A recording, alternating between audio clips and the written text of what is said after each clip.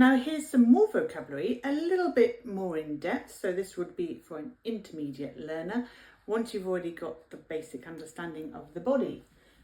I've done it in green so you can differentiate from the basic vocabulary. So we have nipple. Nipple we have two, one here and one here. A nipple for a boy or for a girl, it's the same word. Belly button. Now we call this, in the middle here, the little indentation, or sometimes we have it sticks out, is called a belly button.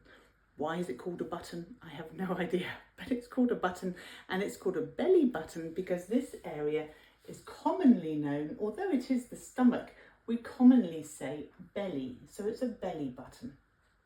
Now, for boys and girls, I've put in the private area because quite often we have problems in our private areas. We can't get away from that, and if you're on holiday and you need to be able to use the vocabulary for this, there's no point in shying away from it. So I've given a very basic understanding of your private area in English. It's called pubic. Now this comes from the bone that is around this area, which is called the pubis.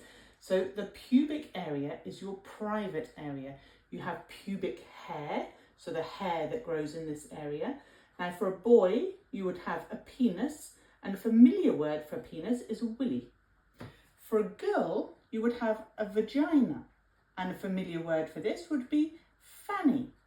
Now it gets a little bit confusing because in America, they don't use fanny in the same way. A fanny for an American would be bottom. It's behind, it's the back of the pubis area. A bottom for an American is a fanny. For an English person, it's the front of fanny is a vagina. So then we have the bottom in English, like I said, behind, and a common word for bottom is bum. So you might hear a bum bag, for example, when you have a bag that straps around you to put your money and things in English, that's called a bum bag. In American, it's called a fanny pack for the same reason. You wear it on your bum. So that's the difference between those two, is just different countries. And then a girl would have breasts, and that's this chest area, she would have breast. Or a common word would be boob. Oh, I like her boobs, you might hear. It's the breast area.